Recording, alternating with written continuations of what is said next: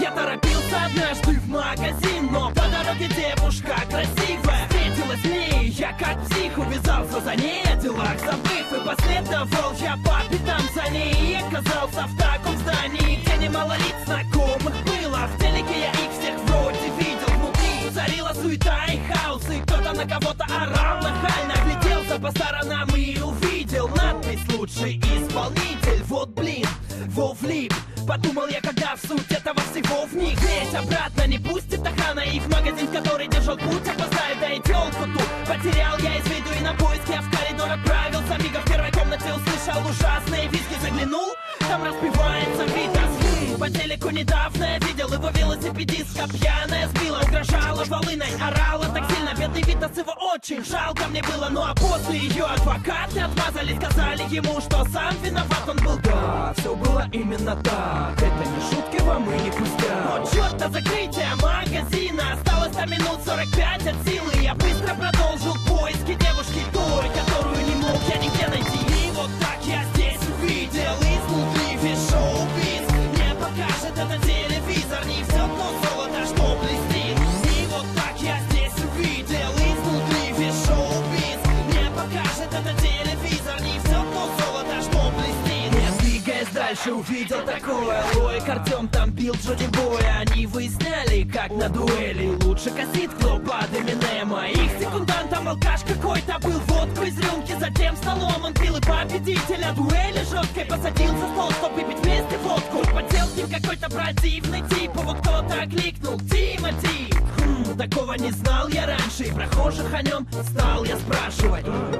Он здорово бесит всех. Он ради пиара про Киркорова песни пел. Хоть и не фанат сериала он точно, но спонсоры клипов папины дочки. И резко опрос я закончил на этом, ведь мне тут еще надо кое-что сделать. Толку надо найти в магазин мне нужно, но вдруг проследовала мимо Нюша. И меня невольно оглянуться заставила ее полуголая упругая задница и полупрозрачный такой топик. Недаром за ней шли мужиком в толпы наивные, им ничего не светит. Коль ты не хоккеист, не актер, не рэпер, если в зарплате нету 5 нулей, то Анюша не мечтай о 5, умерь. Ха, да ладно, она не виновата, ведь по-другому не бывает на эстраде. Недавно была святая почти, ну а сейчас на обложке журнала Максим. И вот так я здесь увидел изнутри весь шоу-биз. Мне покажет этот телевизор не все то золото, что блестит.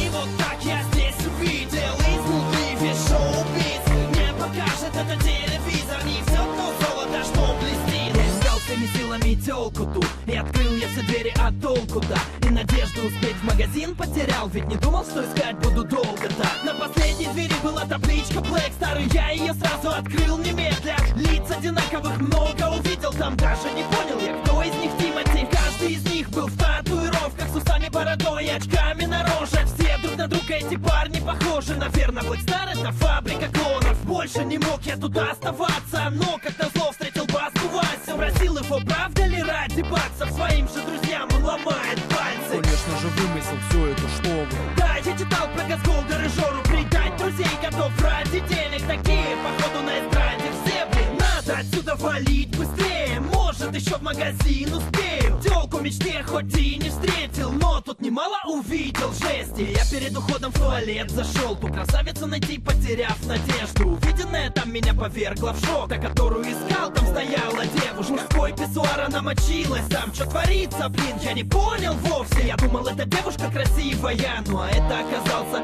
желудь Рома. Блин.